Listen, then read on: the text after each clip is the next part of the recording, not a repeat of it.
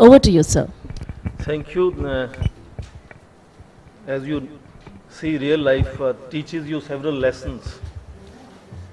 When audience have been hearing United States, then they've been hearing former Soviet Union, now Russia.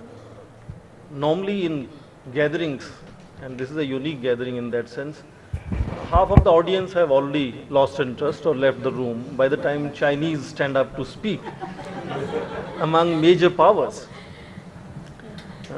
But opposite is also true, that the enthusiasm of a new kid on the block, as we say, is normally much higher compared to the old sheriffs, who ruled the world for several decades.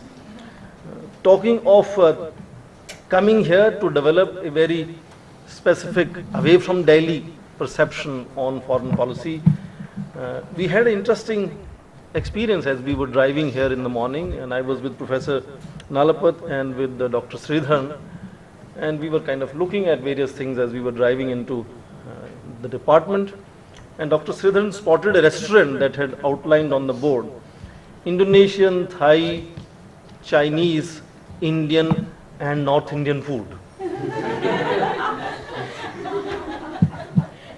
Now in north of India, I now suddenly recalled, I had seen boards that talk of Indian and South Indian food, but it didn't kind of strike any surprise. So this was a learning experience. Next time I look at a board in North India says Indian and South Indian food, I would realize this is very Delhi centric. To not waste too many of my 20 minutes, and I will hear the papers tearing. I thought I will begin quickly by talking about, as we always do as young students, talking about determinants. What sets the agenda? What tells us how would Chinese look at South Asia, engage South Asia or influence South Asia? And I thought the first thing which I should put on your slide is to break a normal myth saying that they are a indoctrinated bunch of elite party leaders and they only think party line, or the only attraction they have in thinking of what happens beyond their borders is to worry about overseas Chinese. That was not true in case of South Asia. In fact, the historic, I'm tempted to go to ancient times, the historic disdain that Chinese civilization had for people beyond their own subjects was to consider others as barbarians. And even in that, India was an exception. India was seen as a land of wisdom. So in some ways, the way Chinese look at South Asia, first of all, is very different than how they very often look at the rest of the world. So it is not ideology which has guided their engagements. Otherwise, why would they engage a theocracy as their best friend? They are communists. Why would they get engaged with a country which is in complete chaos, whereas they seem to say that we are very cohesive ourselves?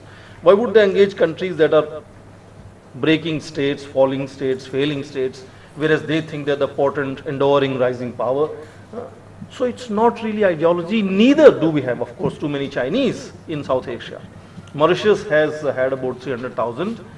Calcutta has a small community. In Northeast, they virtually disappeared, went underground, married Indian people because war had meant that they were all being deported and arrested. So some way Chinese look at South Asia very different than they do on other regions. Other than the historic pilgrims and commercial traders and others once in a while crossing Himalayas through Khotan and other places, the major link of independent South Asia, South Asian countries and liberated China owe allegiance to understanding of each other through our liberation movements.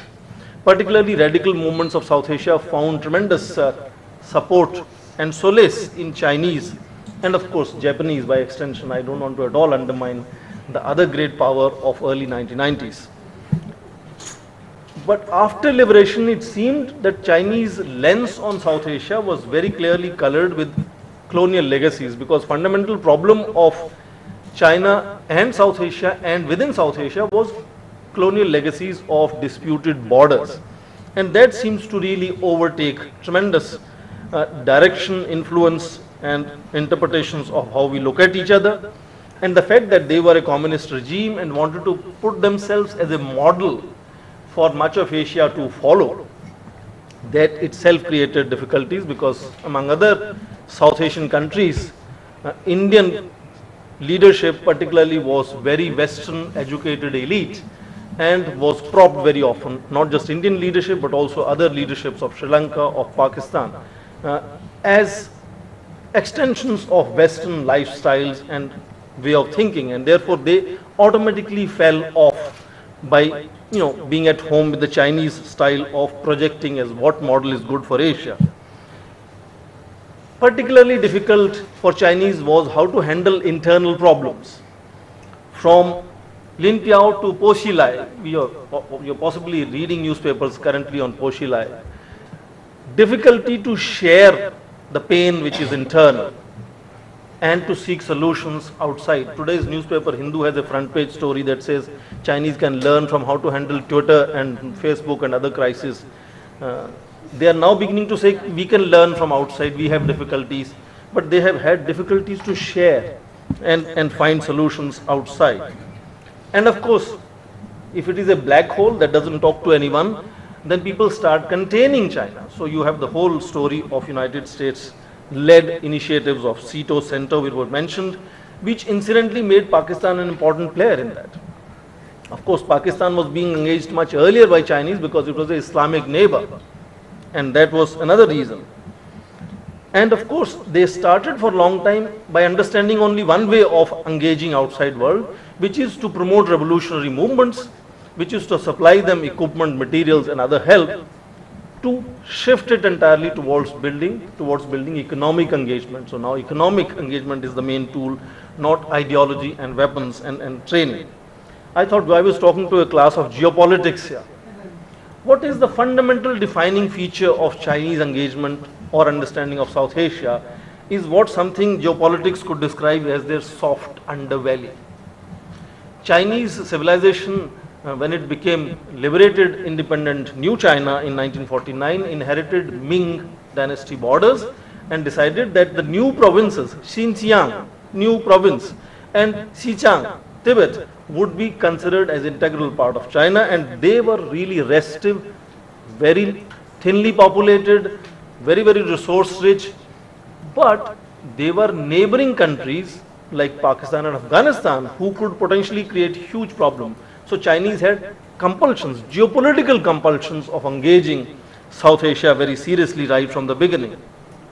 Yet Chinese have not adopted the methodologies and models of dominant Cold War discourses or Anglo-Saxon traditions, which is to build military bases and build military alliances. So they have looked at South Asia completely uniquely, is what I wish to underline as my first point to you. Now look at this map, and that tells you how are we all located here. And I'm making a larger second point, which is to say China's vision engagement of South Asia has clearly